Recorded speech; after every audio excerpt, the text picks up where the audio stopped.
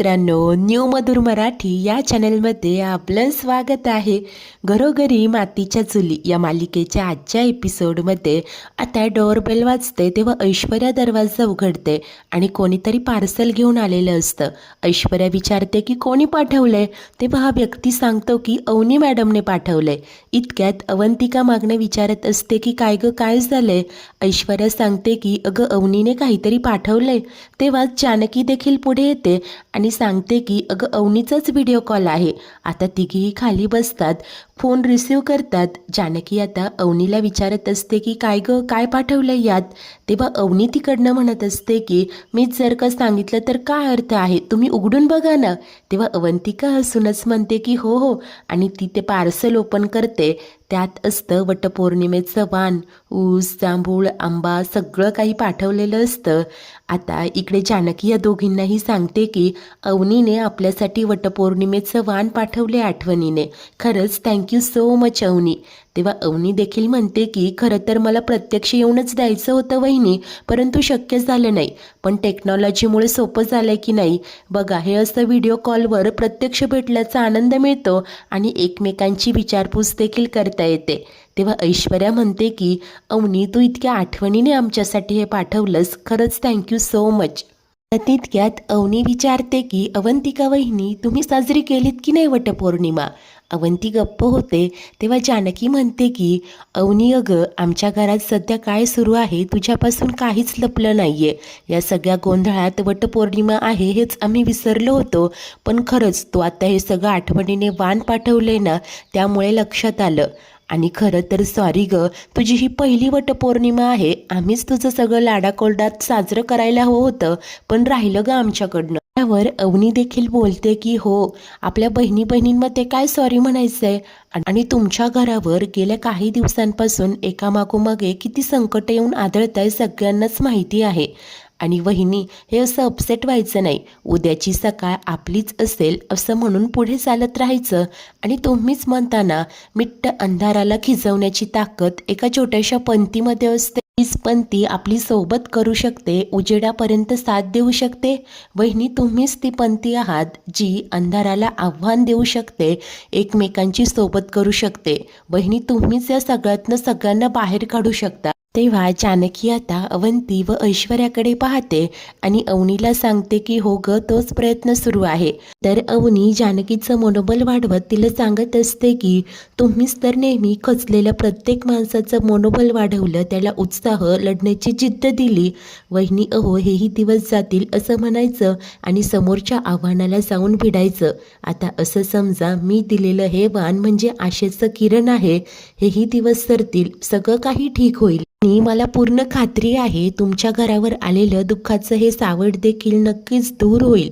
त्यामुळे काळजी करू नका. राजा तर नेहमीच म्हणतो, होप लई तोप चीज असते. हे ऐकून जानकी, अवंती, ऐश्वर्या तिघीही हसायला लागतात आणि त्यानंतर बाय बोलून फोन कट करतात. जानकीने तिला सांगितलेलं असतं की थँक्यू अवनी, तुझ्याशी बोलून खरंच खूप छान वाटलं. अवनी ही बाय करते, फोन कट करते. अशा प्रकारे आता या अवनीमुळे तिघींनाही छान मनोबल मिळालेलं असतं, त्यांचा उत्साह वाढलेला असतो. त्यानंतर आता रात्री या तिघीही जेव्हा घराकडे परत येत असतात, ऐश्वर्या मात्र बोलते की तुम्ही काही म्हणा, मला अजूनही वाटते की विक्रांतला शर्वरी आणि राहुलनेच मारलं. तेव्हा जानकी म्हणते की बस कर ना, आता किती वेळा तेच तेच बोलणार? तर तितक्यातच जानकीला ऋषीचा मेसेज येतो. तेव्हा ऐश्वर्या म्हणते की वाच, काय सांगितलंय?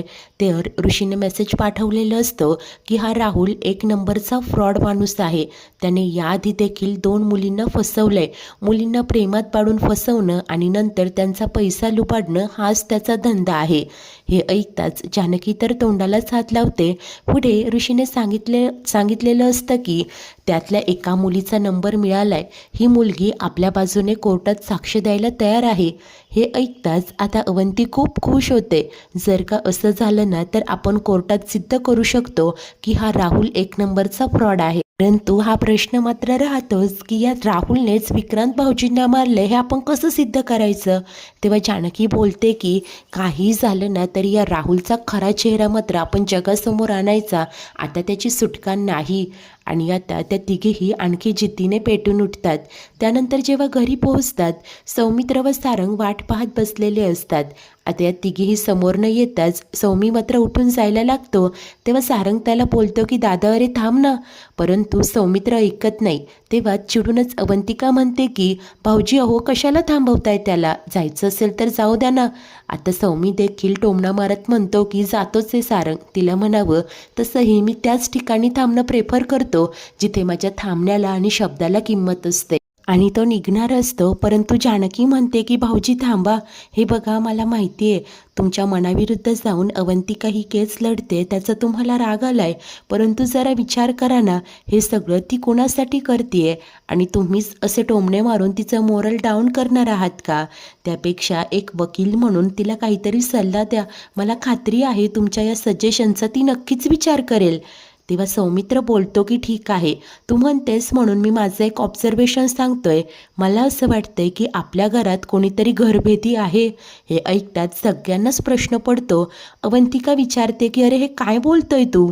तेव्हाच आता सौमित्र सांगतो की आपल्या घरातली सगळी पर्सनल इन्फॉर्मेशन कोणीतरी जाऊन ॲडव्होकेट देसाई यांना सांगतंय. तेव्हा अवंतिका विचारते की अरे हे तू काय बोलतोय सौमित्र? तेव्हा सौमित्र म्हणतो की कदाचित तू ऑब्झर्व केलं नसेल, पण मला सांग, शरूबद्दलची सगळी पर्सनल इन्फॉर्मेशन फक्त घरातल्याच लोकांना माहिती होती ना, मग ही सगळी इन्फॉर्मेशन ॲडव्होकेट देसाई यांना कशी कळाली? ते ऐकताच ऐश्वर्या विचार करत म्हणते की ओके ठीक आहे, पण तुला काय वाटतंय कोणी हे सगळं केलं असेल? तेव्हा सौमित्र म्हणतो की अशी एखादी व्यक्ती जिचा शरूवर राग असेल किंवा ज्या व्यक्तीला असं वाटत असेल की शरूला शिक्षा व्हावी. ते ऐकताच ऐश्वर्या धक्क्याने म्हणते की काय म्हणजे तुला काय म्हणायचंय, हे सगळं मी केलंय? तेव्हा सौमित्र वहिनी मला अवंतिकाला सपोर्ट कर हे सांगण्यापेक्षा ना तू घरातला हा घरभेदी शोध, नाहीतर गोष्टी अंगाशी येतील. आता हे ऐकताच ऐश्वर्या खूप चिडते. भडकतच ती जानकीला म्हणत असते की याचा काय प्रॉब्लेम आहे, ह्या सगळ्या गोष्टी हा माझ्याचकडे बघून का बोलतोय? मी इतकी मूर्ख आहे का जाऊन घरातल्या सगळ्या गोष्टी त्या ॲडव्होकेट देसाईंना सांगेन? जानकी तू याला सांग. तेव्हा सौमित्र मात्र बोलतो की वहिनी या स्वभावाच्या लोकांसाठी एक म्हण असते, चोराच्या मनात चांदणे. ऐश्वर्या पुन्हा भडकतच म्हणते की बघ अजूनही हा मला टॉन्ट मारतोय. जानकी मात्र तिला सांगत असते की ऐश्वर्या अगं तू का चिडतेस, आमचा विश्वास आहे ना तुझ्यावर. परंतु ऐश्वर्या सांगत असते की हो तुमचा विश्वास आहे माहिती आहे मला, पण हा सौमित्र. जानकी मात्र सौमित्राला शांत करत सांगते की का उगीच वाद वाढवताय, आणि ऐश्वर्या अगं तूही जरा शांत राहा ना, पेशन्स ठेव. त्यानंतर सौमित्र मात्र पुन्हा ऐश्वर्याला टोमणा देत म्हणतो की वहिनी या घरातला घरभेदी मी शोधूनच काढेल, मग मला हे असं जास्त बोलावं देखील लागणार नाही. तो ऐश्वर्याकडेच पाहत असतो. तर जानकी म्हणते की भाऊजी मला तुमचं म्हणणं पटतंय, नाही म्हणजे आपल्या घरातली इतकी इत्तमभूत माहिती ॲडव्होकेट देसाई यांना कशी कळाली? कारण ॲडव्होकेट देसाई यांनी कोर्टात जे सगळे मुद्दे मांडले ते चुकीचे नव्हते. भाऊजी तुम्ही म्हणताय ते अगदी बरोबर आहे. या घरात कोणीतरी घरभेदी आहे आणि ती व्यक्ती कोण आहे आपल्याला शोधावंच लागेल. तेव्हा सौमित्र पुन्हा एकदा ऐश्वर्याकडे पाहत म्हणतो की कळेल, लवकरच कळेल. आता हे पाहता ऐश्वर्या खूप भडकते. सर्वांना सांगत असते की बघितलं, हा पुन्हा एकदा माझ्याचकडे बघून बोलतोय. नाही म्हणजे याला असंच म्हणायचंय की या घरात इशू क्रिएट करणारी ती व्यक्ती फक्त मीच आहे. अरे मी त्या ॲडव्होकेट देसाईंना जाऊन का सगळ्या गोष्टी सांगेन, याला हेच म्हणायचंय. मला माहिती आहे तुम्हा कोणाचा विश्वास बसणार नाही. असं बोलून वैतागत ऐश्वर्या तिथून निघून जात असते. तेव्हा जानकी देखील ऐश्वर्या अगं असं म्हणत तिच्या पाठोपाठ येते. इकडे सौमित्र, सारंग आणि अवंती मात्र खूप टेन्शनमध्ये उभे असतात. त्यानंतर ऐश्वर्या खूप रागात असते. रूममध्ये येते. जानकी येऊन तिला समजावत म्हणते की ऐश्वर्या अगं हे असं प्रत्येक गोष्टींना रिॲक्ट करायचंच असतं का? जरा पेशन्स ठेव ना. जर का तू प्रत्येक गोष्ट ही अशी मनाला लावून घेत राहिलीस तर मग आपल्या दारात आलेलं संकट आपण कसं परतवून लावणार? माझा तुझ्यावर विश्वास आहे, ही गोष्ट तुझ्यासाठी पुरेशी नाही आहे का? तेव्हा संतापलेली ऐश्वर्या तिला सुनावते की जानकी, अगं आपण एका घरात राहतो.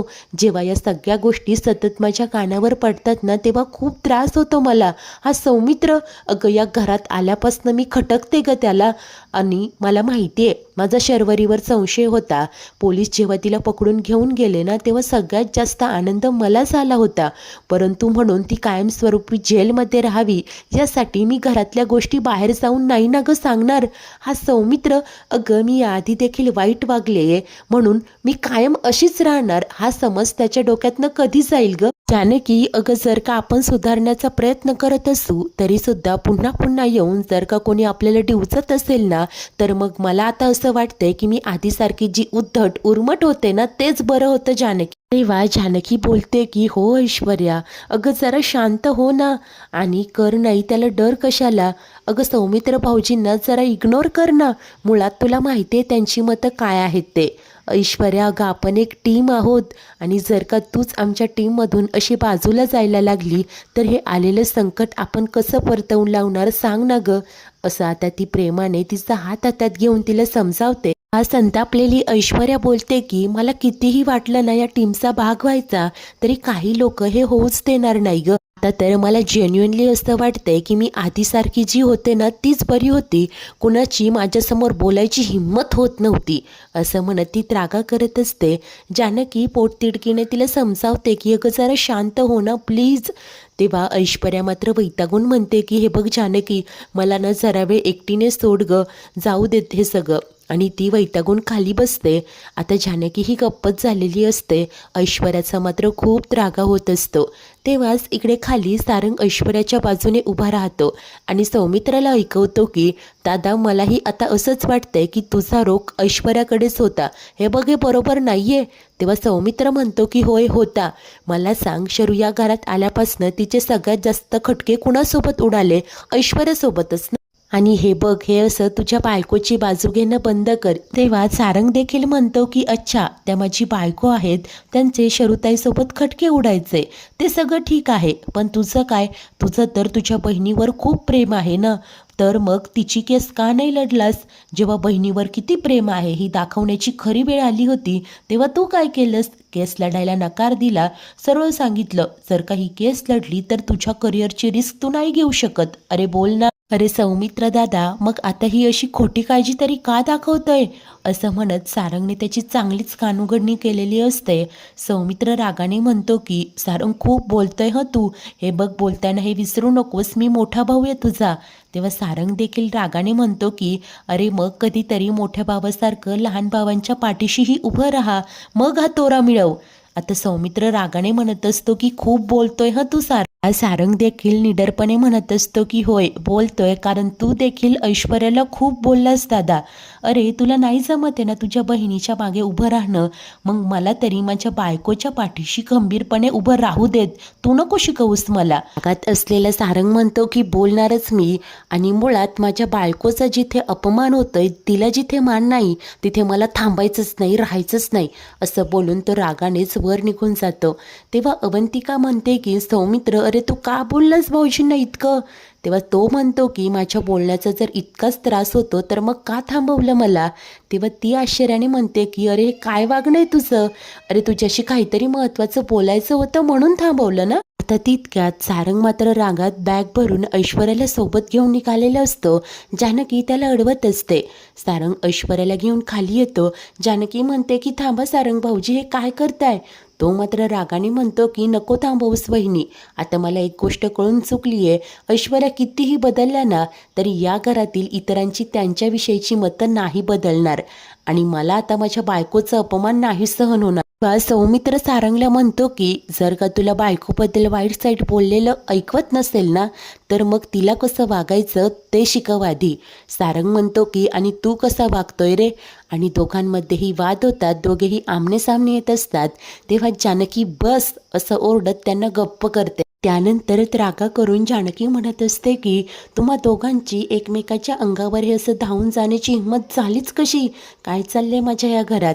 आणि सारंग भाऊजी, तुम्हाला हे घर सोडून जायचं आहे ना तर मग खुशाल जा, परंतु त्याआधी खोलीत आई झोपल्यात ना, त्यांना जाऊन स्वतःच्या तोंडाने हे सगळं सांगा की मला नाही राहायचं आहे या घरात. आम्हा दोघांना कुटुंब नाती कशाचंच काहीही पडलेलं नाही आहे. अहो, आईंची तब्येत नाजूक आहे याचाही विचार करू नका. तर स्वतःला काय वाटतं याचा विचार करा आणि जा निघून इथून. अहो, नियतीने आपल्या वाटेत काटे पेरलेत, त्या काट्यातनं मार्ग कसा काढायचा, एकमेकांना कसं सावरायचं, आता हे मी सांगायला हवं का तुम्हाला? मी तर इतकी वर्ष एकमेकांसोबत राहिलात ना, अरे भाऊ आहात की वैरी, संकटाच्या काळात एकमेकांचे हात घट्ट धरून भिंत बनून एकमेकांसमोर राहायला हवं, आता हे मी सांगायला हवं का तुम्हाला? अरे काय चाललंय काय या घरात? भाऊ भावाशी भांडतोय, नवरा बायकोशी भांडतोय, भाऊजाई ननंदेच्याच विरोधात आहे. अरे तुम्हाला एकमेकांना समजून सांभाळून घ्यायचंच नाहीये का? मी खूप प्रयत्न करते या घरात कमीत कमी वाद व्हावे आणि मी नानांना दिलेलं वचन मला पाळता यावं, परंतु माझ्या प्रयत्नांना कोणी साथच देत नाही. हे उसवलेली नाती जितकी शिवण्याचा मी प्रयत्न करते ना, तितकेच धागे सैल होत चालली आहे. नाही, आता तुम्हाला एकमेकांपासून वेगळं व्हायचंच आहे ना, तर खुशाल व्हा, परंतु पुन्हा आयुष्यात एकमेकांचं तोंडही पाहणार नाही अशी शपथ घ्या आणि मग वेगळे व्हा. त्यानंतर जानकी रडतच हात जोडून त्यांना म्हणत असते की नानांना दिलेलं वचन मी एकटी नाही पूर्ण करू शकत, त्यासाठी मला तुमची साथ लागेल. नका एकमेकांबद्दल चुकीचे विचार मनात आणू, त्यानंतर जे होईल ना ते फक्त आणि फक्त नात्यांना संपवणारं असेल. आता जानकी कोलमडून जात ढसढसा रडत असते.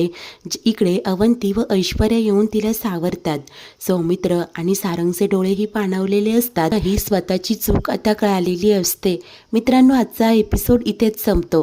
तर पुढील भागात सौमित्र येऊन जानकीला सांगतो की ओवीकडून आता महत्त्वाची इन्फॉर्मेशन कळाली आहे. कार्तिकने तिला सांगितलं की राहुल आणि विक्रांताजी यांच्यामध्ये सतत भांडणं व्हायची आणि राहुलने त्यांना जीवे मारण्याची धमकी देखील दिली होती. तेव्हा आता इकडे अवंतिका बोलते की हे स्टेटमेंट कोर्टात खूप युजफुल ठरू शकतं. तेव्हाच जानकीही म्हणते की ती मुलगी कोर्टात येऊन राहुल विरोधात साक्ष देणारच आहे. आता हा मुद्दा देखील कोर्टात उभा केला तर बघूया काय होतंय ते. अवंती देखील बोलते की येस, लेट्स सी उद्या कोर्टात काय घडतंय ते. मित्रांनो, आता या पद्धतीने साक्ष आणि पुरावे मिळाल्याने अवंतिका या केसचा रोख बदलू शकेल का? खरंच शर्वरी निर्दोष असेल का? राहुलनेच विक्रांतला मारलंय, आता याचा सबळ काही पुरावा मिळेल का? आणि आता राहुलला शिक्षा कशी होणार? सर्वच काही पाहणे खूप उत्सुकतेचे ठरेल. अशाच नवनवीन भागांच्या डेली अपडेट्ससाठी आपल्या न्यू मधुर मराठी या चॅनलला नक्की सबस्क्राईब करा. धन्यवाद.